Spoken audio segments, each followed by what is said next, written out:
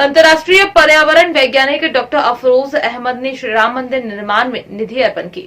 Doctor Afroz Ahmad ने श्री राम मंदिर निर्माण अयोध्या हेतु समर्पण निधि भेंट की। इंदौर श्री राम मंदिर निर्माण में योगदान समर्पण निधि डॉक्टर अफरोज अहमद, पूर्व सदस्य नर्मदा कंट्रोल अथॉरिटी भारत सरकार एवं पूर्व अध्यक्ष पारिस्थितिकी तंत्र भारतीय विज्ञान एवं प्रौद्योगिकी संचार परिषद विज्ञान एवं प्रौद्योगिकी मंत्रालय भारत सरकार ने आज इंदौर संघ चालक श्री शैलेंद्र महाजन एवं समन्वय मंच के सह संयोजक पूर्व सदस्य पर्यावरण वाहिनी पर्यावरण एवं वन मंत्रालय द्वारा भारत सरकार पूर्व सदस्य राष्ट्रीय बाल श्रम सलाहकार समिति श्रम मंत्रालय भारत सरकार पंडित डॉक्टर भूपेंद्र धारवा को समर्पण निधि का चेक प्रदान किया। आपने जो राम निर्माण में सहयोग प्रदान किया गया है आपकी तरफ से, तो ये जो सहायता राशि आपने राम निर्माण भव्य मंदिर के लिए दिया गया है, इसके बारे में आप हमें बताइए। ये बड़े सौभाग्य की बात है और ख़ासतौर से मैं आभारी हूँ महाजन साहब का और आभारी हूँ अपने धारवा जी का, भूपेंद्र धारवा साहब का, कि मुझे इस काबिल समझा कि मुझे बताया कि ऐसा कार्यक्रम है और हो रहा है, जिसमें लोगों को अपने स्वेच्छा से जो भी दान दे सकते हैं। हमारे ख्याल से दान की बात तो हम नहीं कह सकते, क्योंकि मर्यादा पुरुषोत्तम भगवान के मंदिर के लिए कोई दान देकर अपने आप को कहे मैंने दान दिया है, बहुत बड़ी बात नहीं है। ये मैं अपने आप को समझता हूँ कि मैं भी उसमें शामिल हो रहा हूँ, ये बहुत बड़ा हमारे लिए सौभाग्य है। भगवान श्री राम इस पूरी दुनिया के लिए गॉड ऑफ धर्मा जिसको कहते हैं, धर्म के भगवान हैं पूरी दुनिया के लिए। और मैं सौभाग्यशाली हूँ इसलिए क्योंकि मैं उसी ज़मीन से हूँ जहाँ पर हमारे भगवान श्री राम का जन्म हुआ था, सरजू के किनारे अयोध्या नगरी जिसको हम साकेत भी कहते हैं। वो राज परिवार से थे, कोशला साम्राज्य था उनका, और उस जमाने में आप समझिए आज से 5000 साल बिफोर क्राइस्ट, ईसा पूर्व उनकी पैदाइश है और वो साम्राज्य है। और ऐसे महापुरुष वहाँ पैदा हुए उस जमीन पर और सरजू के किनारे। मुझे सौभाग्य इसलिए मिला कि जहाँ से सरजू निकलती है उत्तराखंड में, उस जगह का भी मुझे सेवा करने का भारत सरकार की तरफ से मौका मिला। वहाँ पर भी मैंने हिमालय के संरक्षण के लिए एक बहुत बड़े संस्थान की देखरेख की और हमारी ही देखरेख में वो संस्थान बना। और ये बताना चाहूँगा कि सरजू बहुत ही पवित्र नदी है। हिमालय के ग्लेशियर से निकलकर बागेश्वर एक बहुत ही अच्छा खूबसूरत जगह है कुमायूं हिमालय में, खासतौर से उत्तराखंड में कुमायूं और गढ़वाल दो क्षेत्र हैं, जो रीजन हैं। उस क्षेत्र में कुमायूं का अपना अलग महत्व है, सांस्कृतिक तौर पर और सामाजिक तौर पर। वहाँ से सरजू जी आगे चलकर गोमती में मिलती हैं और फिर इसके बाद आगे उनका स्वरूप अलग हो जाता है, फिर घाघरा में मिलती हैं। घाघरा एक ऐसी नदी है जो तिब्बत के पठार से निकलती है और तिब्बत से निकलने के बाद ये नदी नेपाल से होते हुए सीधा बहराइच जिला है हमारा, गोंडा और इस सब जिलों से होते हुए और फिर अयोध्या फैजाबाद में जाती है। हमारी सरजू भी उसमें समाहित हो जाती है और दूसरी जो हमारी है नदियाँ वो भी इसमें समाहित हो जाती हैं। सहायक नदियाँ जो भी हैं घाघरा की, चाहे वो कुआना हो, राप्ती हो, और ये नदियाँ खासतौर से महत्व इसलिए है कि ये नदियाँ गंगा की सहायक नदियाँ हैं। और ये क्षेत्र इसलिए इतना महत्वपूर्ण है प्राकृतिक रूप से, प्राकृतिक संसाधन के रूप से, कि शायद ऐसा क्षेत्र पूरे इस पृथ्वी पर कहीं हो। और इस जगह पर भगवान का जन्म लेना और एक नदी के किनारे और एक नदी का महत्व और उस भौगोलिक क्षेत्र का महत्व अपने आप में बहुत ही महत्वपूर्ण है। इसलिए मैंने आपसे बताना चाहा कि सरजू, घाघरा और हमारी गंगा की सहायक नदियां उसी क्षेत्र से निकलती हैं, जहां पर भूजल भी हमारा 10 से 15 और 20 मीटर पर मिलता है। बहुत उपजाऊ मिट्टी है, बहुत ही अच्छा मौसम होता है, तराई का इलाका होता है। तो ऐसे जगह पर भगवान राम की पैदाइश होती है।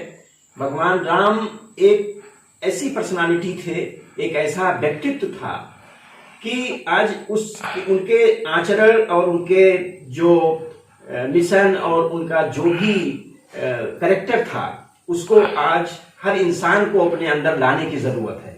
आज दुनिया जिस समाज जिस तरह से गुजर रहा है, शायद आज उनके आदर्शों को पालन करने को हर धर्म के लोगों को जरूरत है, क्योंकि भगवान राम ने सब कुछ झेला है, उन्होंने सारी कठिनाइयों को झेला है। और आज हम बात करते हैं पर्यावरण संरक्षण की, पूरी दुनिया लगी है, मौसम बदल रहा है, धरती का तापमान बदल रहा है, जंगल नष्ट हो रहे हैं, जमीनें नष्ट हो रही हैं, पानी नष्ट हो रहा है, हवाएं गंदी हो रही हैं।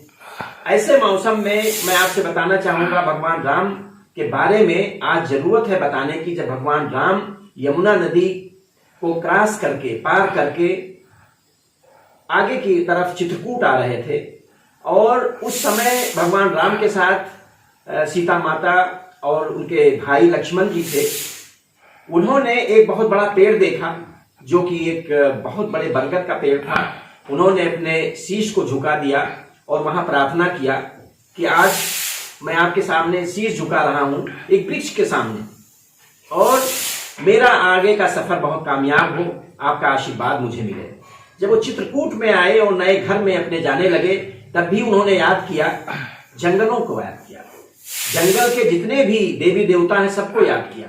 उन्होंने मंदाकिनी नदी को याद किया जो गंगा और अपने उत्तराखंड की सबसे पवित्र नदी है। उन्होंने याद किया छोटे छोटे पेड़ पौधों को, उन्होंने याद किया झाड़ियों को, उन्होंने याद किया चिड़ियों को, उन्होंने पंछियों को याद किया, और फिर प्रवेश किया और ये कहा कि हमारे ऊपर आपका आशीर्वाद बना रहे। आप सोच सकते हैं कि प्रकृति के लिए भगवान राम ने इतनी बड़ी कुर्बानी उस जमाने में की, आज से 5000 साल पहले। आज उसकी जरूरत है, और उन्होंने रामराज स्थापित करने की बात कही थी।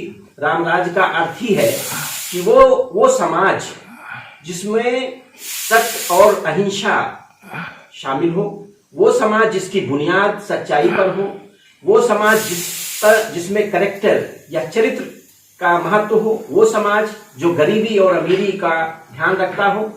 एक सबरी के बेर, झूठे बेर को खाना, इससे बड़ा सबूत क्या हो सकता है भगवान के लिए, एक इतने बड़े राज परिवार के लिए जो भगवान हो गए हमारे और भगवान हैं। ऐसे एक मैसेज के लिए, एक संदेश के लिए उन्होंने ये काम किया। इसके साथ साथ आप सोचिए कि उन्होंने ये ऊंच नीच के भाव को भी मिटाने की बात कही। उन्होंने सबके मौलिक अधिकार, सबके जो भी फंडामेंटल ह्यूमन राइट्स हैं, मानवीय अधिकार हैं, उसको स्थापित करने की बात की। पर्यावरण संरक्षण करने की बात उन्होंने की ही। ऐसे समाज की उन्होंने परिकल्पना की कि वो समाज सबके द्वारा एक्सेप्ट हो, स्वीकार हो, जिसको हम अस्थाई समाज कहते हैं। आज पूरी दुनिया में अस्थाई समाज की जरूरत है। इसकी बीज भगवान राम ने 5000 साल पहले इस पृथ्वी पर बोया। और आपको ये बताना चाहूंगा कि इस दुनिया में इस जो क्रिएटर है भगवान एक है। उन्होंने जब ये पृथ्वी और सृष्टि बनाई तो समय समय पर ऐसे पैगंबर, ऐसे भगवान, ऐसे देवी, ऐसे देवता इस पृथ्वी पर इंसानी रूप में भेजा कि इंसान को बता सको, आप समझा सको कि दुनिया में बुराई नहीं करनी चाहिए, और जिस तरह से भगवान राम के आदर्श हैं उसका पालन करना चाहिए। मुझे बेहद खुशी है कि ये जो भगवान राम के नाम से मंदिर बन रहा है, ये बहुत पहले बन जाना चाहिए। उसका मुख्य कारण ये है कि वो मंदिर ही नहीं है, क्योंकि वो तो भगवान है। आप कहीं भी उनको पूज सकते हैं, उनको कहीं भी आप याद कर सकते हैं, स्मरण कर सकते हैं, उनका आपके ऊपर आशीर्वाद मिल सकता है कहीं भी। लेकिन वो जगह जहां वो पैदा हुए, उनकी जिंदगी से जुड़ा है, वहां के समाज से जुड़ा है, वहां के संस्कृत से जुड़ा हुआ है। और वो संस्कृत रामचरितमानस और रामायण, ये दोनों ऐसी धरोहर हैं जो आज इस देश में नौजवानों को पढ़ने की जरूरत है और नौजवानों को अमल करने की जरूरत है। तो ऐसा मंदिर बहुत पहले बन जाना चाहिए। मुझे बेहद खुशी हुई कि ये मंदिर हमारे माननीय प्रधानमंत्री के द्वारा अगस्त 2020 में इसका शिलान्यास किया गया। और ये एक बहुत बड़ा भव्य मंदिर के साथ साथ, जैसा अभी महाजन साहब हमको बता रहे थे और मेरी भी जानकारी में है, कि ये दुनिया के पटल पर एक ऐसी मिसाल होगी जिसमें दुनिया के लोग आके भगवान राम के आदर्शों को, उनके सारे जो भी कैरेक्टर्स हैं उसको जान सकेंगे और अपनी जिंदगी में अपने अमल कर सकेंगे और एक अच्छे इंसान बनने में सहायक होगा। और उस इलाके का विकास तो होगा, हमारे देश का पूरी दुनिया में नाम होगा। और पूरा इलाका जो सांस्कृतिक तौर पर इतना धनी है, सामाजिक तौर पर इतना धनी है, और आप कहें रिलीजियस या धर्म के नाम पर इतना महान है, ये सब चीजों तक जानकारी लोगों तक जाएगी।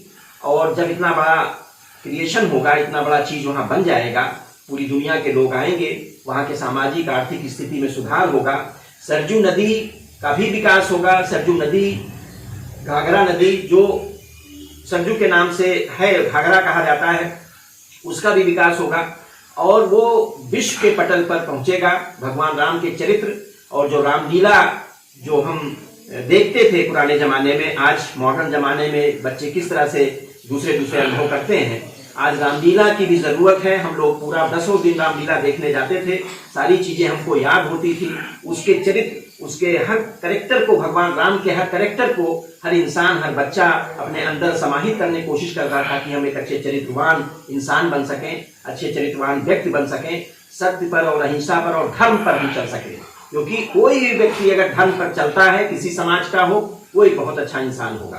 भगवान राम का जो कथन था वो धर्म पर ही निर्भर था, और वो सच्चे धर्म पर, इथिक्स पर और वैल्यूज पर, नैतिकता पर। मैं बेहद खुश हूं कि ये तमाम लोगों का, भगवान राम किसी एक के नहीं है, भगवान राम सभी के हैं। वो मर्यादा पुरुषोत्तम है और वो ऐसी नगरी में पैदा हुए जिसको अयोध्या कहते हैं आप। ये अयोध्या जो है अथर्ववेद में भी कहा गया है कि जिसको कोई जीत नहीं सकता है, और आज ये साबित हो गया है कि ये सबके लिए एक मिसाल के तौर पर भगवान राम की जन्मस्थली पर यह मंदिर निर्माण होगा और सभी लोग वहां जाके दर्शन कर पाएंगे। मैं बेहद इसलिए भी खुश हूं क्योंकि मैंने 9 साल उसी यूनिवर्सिटी में जो फैजाबाद में है वहां पढ़ाई किया है, और मेरी आस्था शुरू से रही है उनके कैरेक्टर को, रामलीला को देखकर, रामचरितमानस को पढ़कर, जानकर कि उनका जो चरित्र है एक अच्छे इंसान का, वो आज हर व्यक्ति के लिए जरूरी है और होना चाहिए। मैं बहुत आभारी हूँ अपने महाजन साहब का कि मुझे इस लायक समझा और मुझे मौका दिया कि मैं कुछ छोटी सी जो भी है योगदान में दे सकूं, और मेरा तहे दिल से योगदान होगा। मेरा घर है, मैं जब भी उधर जाता हूं, जब भी, हमेशा, अभी मैं 2 साल पहले भी उधर गया था, लेकिन शायद वो पूरा बंद था, मैं देख नहीं पाया, तो बड़ा दुख हुआ मुझे।